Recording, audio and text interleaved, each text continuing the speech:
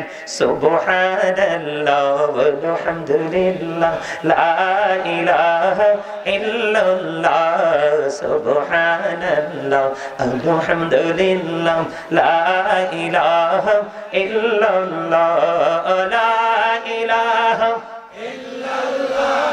লা ইলাহা ইল্লাল্লাহ নবী আমার নূরের ফুতুল জগৎ করলেন উজালা নবী আমার নূরের ফুতুল জগৎ করলেন উজালা রোজ হাসরে করবেন তিনি উম্মতের ফয়সালা সুবহানাল্লাহ illallah subhanallah alhamdulillah la ilaha illallah la ilaha illallah la ilaha illallah আরশ কুরসি লৌহ কলম সৃষ্টি যাহার ওসিলা আরশ কুরসি লৌহ কলম সৃষ্টি যাহার ওসিলা নিজে আল্লাহ খুশি হইয়া নাম রাখিলেন হাবিবুল্লাহ সুবহানাল্লাহ আলহামদুলিল্লাহ লা ইলাহা illallah la ilaha illallah la ilaha illallah নামের সাথে নামে শাইয়া যারে আল্লাহ পাঠাইলা নামের সাথে নামে শাইয়া যারে আল্লাহ পাঠাইলা নিজে আল্লাহ দোস্ত বলে তাহার প্রেমে মজিলা সুবহানাল্লাহ আলহামদুলিল্লাহ লা ইলাহা illallah la ilaha illallah la ilaha illallah শাহাদাতের বাণী ঠোঁটে আসিলেন কামলে বলা শাহাদাতের বাণী ঠোঁটে আসিলেন কামলে বলা মক্কাতে ফুটিল রবি নূরে মিন নূরে আলা সুবহানাল্লাহ আলহামদুলিল্লাহ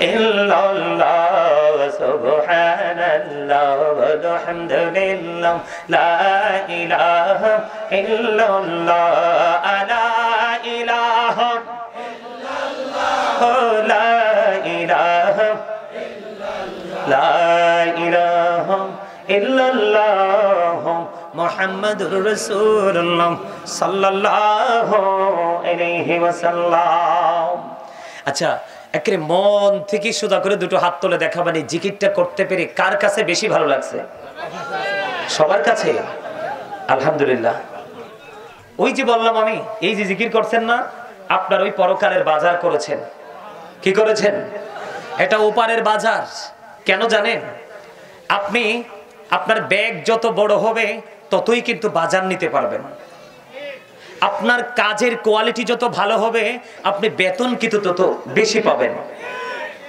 আর আপনি যত ভালো পড়াশোনা করবেন সার্টিফিকেটের যে স্কোর থাকে সেটা যত বেশি বড় হবে আপনার চাকরির চেয়ারটাও কিন্তু তত বড় বলে হুজুর এখানে কেন আসলেন এক্সাম্পলটা খুব দারুণ করে দিলাম বন্ধু তার কারণ হলো আমার নবী আপনার নবী তো জাহানের বাদশা নবী তিনি বলে দিয়েছেন জিকিরটা জবান দিয়েও করা যায় অন্তর দিয়েও করা যায় তবে জবান এবং অন্তর মিলে যে জিকির করা হয় এটার চাইতে উত্তম আর কোনো জিকির হতে পারে না ও পীর কাশিমপুর কাদরিয়া দরবার শরীফ সংলগ্ন আমার ভাই আমার বাবারা আমার মা বোনদেরকে ডেকে ডেকে বলবো বিশেষ করে যুবক বন্ধুদেরকে ডেকে ডেকে বলবো আপনার আমার প্রাণের নবী তিনি জানিয়ে দিয়েছেন বন্ধু প্রত্যেকটা জিনিসকে পরিষ্কার করার একটা যন্ত্র থাকে থাকে কি থাকে না ও বন্ধু মানুষের বনির ঘরের ময়লা দূর করার যন্ত্র হলো ওই মাওলার জিকির। জোরে জোরে সুবহানাল্লাহ। এই জন্য রাসূল বলেছেন তোমরা যখন জিকির করো বা এমন ভাবে জিকির করো মানুষ দেখলেই যেন তোমাদেরকে পাগল বলে। এই ওয়াজ যদি এখনকার যুবক ছেলেরা শোনে এরা কইব হুজুরের মনে হয় মাথা নষ্ট হয়ে গেছে, ঠিক না? পাগল বলতে ওই যে এলোমেলো আউলাকে সে পাগল বেশে ঘুরে ওই সমস্ত সব চিনে না, টাকা চিনে, ওই পাগল না আবার, ঠিক কিনা বলে? ওইটা শুধু জিকির কিনবে, জিকির চিনবে, টাকা দিলে টাকা নেবে না, ঠিক না? ঠিক। কেমন পাগল, সব দিকে সব ধরনের জলসা আছে আর একদিকে চলছে জিকিরের বাজার, ওই পাগল কিন্তু সেই বাজার বাছাই করে নেবে। কথা বল না কেন? আল্লাহ রাসূল বন্ধু অত্যন্ত চমৎকার ভাবে আমাদেরকে ট্রেনিংটা দিয়ে দিলেন। জিকির করার কোনো কন্ডিশন নাই। ফাযকুরুল্লাহ কিয়ামান, দাঁড়িয়ে দাঁড়িয়ে জিকির করো, ও কুউদান, বসে বসে জিকির করো, ওয়া আলা যুনুবিকুম, শুয়ে শুয়ে জিকির করো। তারপরেও জিকির বন্ধ করা যাবে না। বন্ধু এই জিকির আপনার মনের ঘরের ময়লা দূর করে দেয়। নবীজি বলে দিয়েছেন বন্ধু নামাজ নামক জিকির। আল্লাহ রাব্বুল আলামিন আল্লাহ রাসূল বলেছেন ছোট্ট একটা হাদিস শরীফ, হাদিসের রাবী হলেন হযরতে আবু যর রাদিয়াল্লাহু তাআলা আনহু। আপনার আমার প্রাণের নবী, দু জাহানের বাদশা নবী, তিনি জানিয়ে দিলেন বন্ধু তিনি শীতের দিনে বের হয়ে দেখলেন শুষ্ক হয়ে গাছের পাতাগুলো বিরামহীন ভাবে জড়ে জড়ে পড়ছে। বৃষ্টি যখন দেখলেন বিরামহীন ভাবে পাতাগুলো ঝরছে, এই দৃশ্য দেখে নবীজি দুটো ডাল ধরলেন। ধরার পরে আবু যরকে ডাক দিলেন। আবু যর উত্তর দিলেন লাব্বাইকা ইয়া রাসূলুল্লাহ, আমি হাজির হয়ে গেলাম। নবীজি একটা ডাক দিয়ে বলে, রে আবু যর, তুমি চাইয়া দেখো শীতের কারণে গাছের পাতাগুলো শুষ্ক হয়ে জড়ে জড়ে পড়ছে। শীতের দিনে শীতের কারণে যেমনি করে গাছের পাতাগুলো জড়ে যায় রে, ঠিক তেমনি ভাবে আল্লাহ রাসূলের পাগল যখন নামাজ নামক জিকির, নামাজও কিন্তু জিকির। জিকির হলো আরবি শব্দ, বাংলাতে বলা হয় স্মরণ। নামাজের মাধ্যমে বান্দা আল্লাহর সাথে কথা বলে, এটা মুমিনের জন্য হয়ে যায় মেরাজ, ওপারে যাওয়ার পরে হয়ে যাবে জান্নাতের চাবি।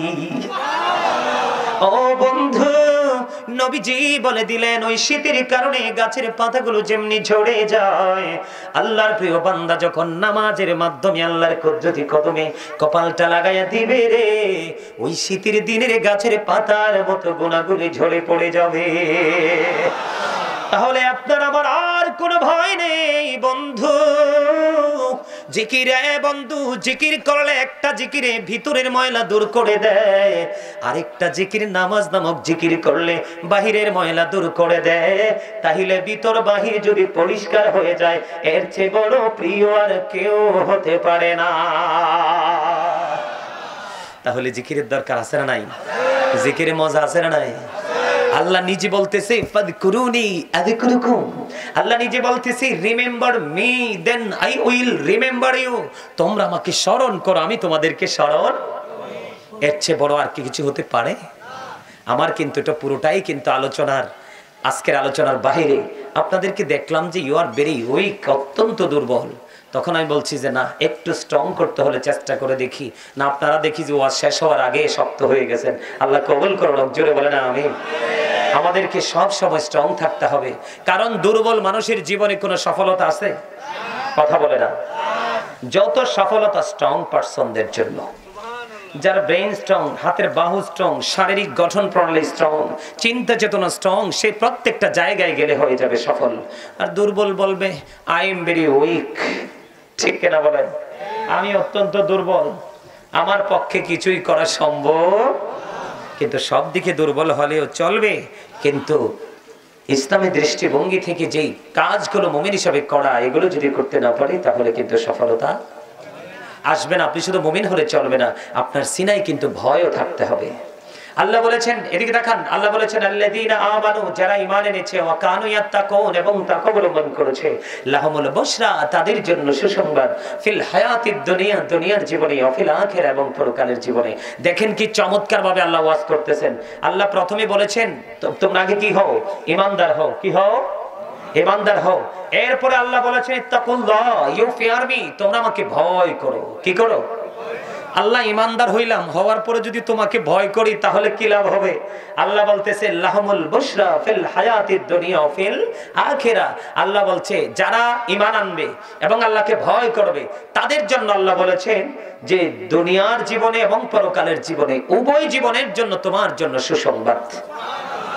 তাদের জন্য কি উভয় জাহানেই সুসংবাদ। এখন সুসংবাদের আওতায় যদি আপনি আমি আসতে চাই তাহলে আপনাকে আমাকে সর্বপ্রথম আসতে হবে রাসূলের কাছে। কার কাছে? এটা আমার কথা নয়, আল্লাহ বলেছেন মাইয়ুতিউর রাসূলা ফাকাদ আতাল্লাহ। আল্লাহ বলেছেন হি হো ওবিস দ্য এফস্টিল ওবিস আল্লাহ। যে ব্যক্তি রাসূলের নির্দেশ মানলো সে যেন আল্লাহর নির্দেশ মানলো। সম্মানিত উপস্থিতি, আরেকটা মজার একটা আয়াত আছে অত্যন্ত মধুর, যেটা এটা মুমিনের জন্য অত্যন্ত প্রেমময় মধুময়। আল্লাহ রাব্বুল আলামিন ইহুদি খ্রিস্টানের একটা ধর্মগ্রন্থ যেটার নাম ইংলিশে বলা হয় দ্য ওল্ড ও নিউ টেস্টামেন্ট, এটা দ্বারা তারা প্রমাণ করতে চেয়েছে he that loveth not knoweth not God for God is love। এরা বুঝাইতে চেয়েছে যেজন প্রেম করে না সেজন আল্লাহকে জানে না, for God is love, আল্লাহই প্রেম। কিন্তু আল্লাহ রাব্বুল আলামিন এটাকে গ্রহণ করেননি, তাদের এই বক্তব্যকে গ্রহণ করেননি, কারণ আল্লাহ তো বেঈমানদেরকে এমনিতেই দেখতে পারে না। কি করতে পারে না? জন্মগতভাবে সবাই কিন্তু আদম সন্তান, কথা বলে না? পৃথিবীতে যত মানুষ দেখেন তারা আসলে কিন্তু বংশীয়ভাবে আদম সন্তান। পৃথিবীতে এসে শয়তানের কুমন্ত্রণায় পড়ে কিন্তু তারা বিভিন্ন দলে দলভুক্ত হয়ে ডিভাইড হয়ে গেছে। কথা কি বুঝে আসছে? মা হাওয়া 20 বার সন্তান ধারণ করছে। কয়বার? 20 বার সন্তান ধারণ করেছে। প্রত্যেকবারে তিনি ডাবল সন্তান প্রসব করেছে, একটা ছেলে একটা মেয়ে। তাহলে 20 বারে 40টা সন্তান তিনি প্রসব করেছেন। কয়টা? আমরা যারা আছি অ্যালার্ট থাকতে হবে। আল্লাহ রাব্বুল আলামিন আমাদেরকে বলে দিয়েছেন ইন্নাল কাফিরিনা কানু লাকুম আদুওয়াম মুবিনা। আল্লাহ রাব্বুল আলামিন বলেছেন the heretics are the eternal enemy of the believers. ঈমানদারদের প্রকাশ্য শত্রু হলো বেঈমান কাফেরেরা। কারা? কথা কয় না। বেঈমান কাফেরেরা কার শত্রু? আমাদের শত্রু। আমাদের কে বলেছে? আর যারা বলে না কে বলেছে? এই যে অনেক মানুষ দাঁড়ায় হয়েছে, আপনাদেরকে আগেই বলছিলাম কিন্তু আপনারা সামনে আসেন। আপনারা কিন্তু আমার কথা শোনেননি। আপনাদেরকে বলছি আপনারা সবাই সামনের দিকে আসেন। সবাই আসেন না সামনের দিকে? আপনারা কথা বলার দরকার নেই, আমার দিকে তাকান। আমি বলছি আগেই, আমার সময় খুবই অল্প, কাজ আমার অনেক বেশি, এই জন্য আপনারা আমার দিকে তাকান। আমি কি বলি শোনেন। আল্লাহ বলছেন কি বেঈমানেরা ঈমানদারদের কি শত্রু। কেন শত্রু জানেন? আমাদের ধর্মটা যিনি সৃষ্টি করেছেন, আমাদের ধর্মের নির্মাতা কে? আল্লাহ। ইন্নাদ দীনা ইনদাল্লাহিল ইসলাম। আল্লাহর মনোনীত ধর্ম হলো ইসলাম ধর্ম। ঠিক কিনা বলেন? Islam is not only a religion but also complete code of life. পরিপূর্ণ এবং পূর্ণাঙ্গ জীবন ব্যবস্থাটা রয়েছে ইসলামের মধ্যে, কারণ এটা আল্লাহর মনোনীত ধর্ম। এবার আসেন, এই যে যারা বেঈমান, যারা আপনার পূজা করে বিভিন্ন উপাসনালয়ে গিয়ে তারা উপাসনা করে, এদের সম্পর্কে আল্লাহ কোরআনে বলেছেন ইন্নামাল খামরু ওয়াল মাইসিরু ওয়াল আনসাবু ওয়াল আজলামু রিজসুম মিন আমালিশ শাইতান। আল্লাহ বলেছেন মদ, জুয়া, মূর্তি, ভাগ্য গণনা, এই যে মূর্তি বানায় এটা কার কাজ? শয়তানের কাজ। কার কাজ? দেখেন আল্লাহ রাব্বুল আলামিন আমাদেরকে কিভাবে সচেতন করেছে আমরা পোক্ত হওয়ার জন্য, পরিপূর্ণ হওয়ার জন্য। এটা কার কাজ? শয়তানের কাজ। কার কাজ? এটা শয়তানের কাজ। বলছে কে? গাজী সুলাইমান না আল্লাহ? আরো জোরে বলেন না। আল্লাহ। এখন এটাকে ধর্মটাকে সৃষ্টি করছে কে? শয়তান। কে? মানে এই শয়তান কি আমাদের বন্ধু না শত্রু? আরো জোরে। Satan is the eternal enemy of the believers. ঈমানদারদের প্রকাশ্য শত্রু হলো কারা? বেঈমান এবং শয়তান। তার মানে শয়তানে মূর্তি বানাইয়া তাদেরকে মূর্তি পূজা করার ট্রেনিং দিছে। তাহলে এখান থেকে কি বোঝা যায়? ওরা আমাদের কখনোই, শয়তান এবং বেঈমানরা কখনোই আমাদের বন্ধু হতে পারে না। তো এই জন্য তারা এমনিতে আমাদের শত্রু। তো তারা যখন বক্তব্যটা দিলেন আল্লাহ রাব্বুল আলামিন এই বক্তব্যকে কবুল করেননি। আল্লাহ রাব্বুল আলামিন বলতেছেন সে বলুন ইফ ইউ ডু লাভ আল্লাহ, যদি তোমরা আল্লাহকে ভালোবেসে থাকো, ফলো মি মুহাম্মদ সাল্লাল্লাহু আলাইহি ওয়াসাল্লাম, মুহাম্মদ সাল্লাল্লাহু আলাইহি সাল্লামের অনুগত হয়ে যাও। আল্লাহ উইল লাভ ইউ, আল্লাহ তোমাদেরকে ভালোবাসবে, এন্ড ফরগিভ ইউর সিনস, আল্লাহ ক্ষমা করে দিবে। বলে হুজুর আল্লাহ ইংরেজিতে বলছে না, আল্লাহ বলছে কুল ইন কুনতুম তুহিব্বুনাল্লাহ ফাত্তাবিউনি ইউহিব্বুকুমুল্লাহু ওয়া ইয়াগফির লাকুম যুনুবাকুম আল্লাহু গফুরুর রহিম।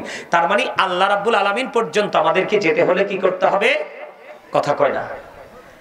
নবীজির কাছে যেতে হবে। কে দেখাই দিছে? আরো যারা বলেন না, কে দেখিয়ে দিয়েছেন? আল্লাহ রাব্বুল আলামিন। তাহলে আমাদেরকে রাসূলের কাছে যেতে হবেই হবে, এতে কোনো ধরনের কোনো সন্দেহ নেই। আর জোরে বলেন। আমাদের মেহমান, আমাদের চেয়ারম্যান, আসেন আসেন আসেন। আরে আজকে মেহমান হিসাবে আরেকটা চেয়ার দেন, চেয়ার দেন, চেয়ার দেন, আপনি বসেন। আলহামদুলিল্লাহ বলেন। আমাদের আপনাদের আমাদের সবার চেয়ারম্যান সাহেব আসছে, আলহামদুলিল্লাহ বলেন। আরো জোরে। আমার কথাগুলো কি আপনাদের কাছে ভালো লাগছে? সবার কাছে বুঝতেছেন? কারণ আমি জিকিরের যে ছোট্ট একটা টপিক, এটা থেকে বের হয়ে গেছি। এখন আমার যে আলোচনার যে ধারা, আজকের যে শিরোনাম, সেই শিরোনাম অনুযায়ী আজকে আমি আলোচনা করব। যতটুকু আমার শরীরে কুলায়, যতটুকু আমি পারি ততটুকু করব। আপনাদেরকে ধৈর্যশীল রূপে পাবো তো? না নবীর কথা বলে রাগ হইবেন? নবীর কথা বললে খুশি হওয়া লাগবে। কারণ আল্লাহ বলেছেন আমাকে পেতে হলে স্টেশন হলো মদিনায়, টিকিট কাউন্টার কোথায়? আরে যারা বলেন কোথায়? এটা কি আমার কথা না কোরআনের কথা? তো কোরআনের কথা কি পৃথিবীর কারণ আল্লাহর? আমিও বাণী, যেটাকে বলা হয় দা হোলি কোরআন, একেবারে পবিত্র গ্রন্থ, যেটাতে বিন্দু পরিমাণ কোনো সন্দেহ। আপনারা শুনছেন কিনা জানি না, মুরব্বীরা তো অনলাইনে থাকেন না, এখানে অনেক যুবক ভাইদেরকে দেখা যায়, ওরা হয়তো জানছে। কিছুদিন আগে ইন্টারন্যাশনাল প্ল্যাটফর্মগুলোতে, মিডিয়াগুলোতে আসছে, আপনার একজন বৈজ্ঞানিক, খ্রিস্টানদের একজন বড় ধর্মযাজক, তিনি আমাদের কোরআনকে ১৫০০ বছর আগে পড়ে ভুল ধরতে আসছে। কি করতে আসছে? ভুল ধরতে এসে দেখে কেউ চ্যালেঞ্জ করতে হয় না, কোরআনের এক একটা আয়াত তাকে চ্যালেঞ্জ ছড়ে দিচ্ছে। তার নাম হলো ডক্টর গ্যারি মিলার। কি সেই কোরআনের চ্যালেঞ্জ দেখে সে ইসলাম গ্রহণ করে ফেলেছে। জোরে জোরে বলেন সুবহানাল্লাহ। আর জোরে। গ্যারি মিলার বলেছে নবী মুহাম্মদের কাছে কোরআন এসেছে, কিন্তু এখানে নবী মুহাম্মদের ব্যক্তিগত কোনো কথা নেই। এটাই হলো সবচেয়ে বড় সফলতা। জোরে জোরে কন্যা সুবহানাল্লাহ। আর জোরে কন্যা সুবহানাল্লাহ।